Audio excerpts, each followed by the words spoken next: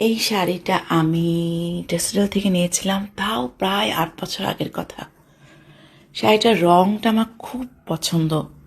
গাঢ় রং আমার কেন জানি এমনিতেই খুব পছন্দ। মেরুন, লাল রং বা ডার্ক চকলেট খুবই ভাল লাগে।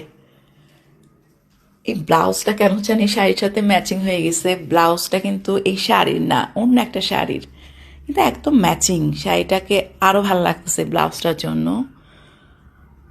আমি সাজতে পারি না, এই জন্য আমি সবসময় উজ্জ্বল রঙের শাড়ি পরি। একদম ম্যাচিং লিপস্টিক দেওয়ার চেষ্টা করি, গাঢ় মেরুন, গাঢ় লাল রং, আর চোখ ভরে কাজল।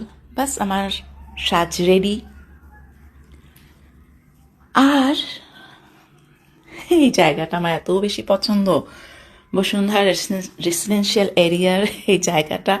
আমার মনে হয় সবাই ছবি ভিডিও করে ফেলছে, খুব ভাইরাল একটা জায়গা, খুবই সুন্দর ছবি তোলার জন্য।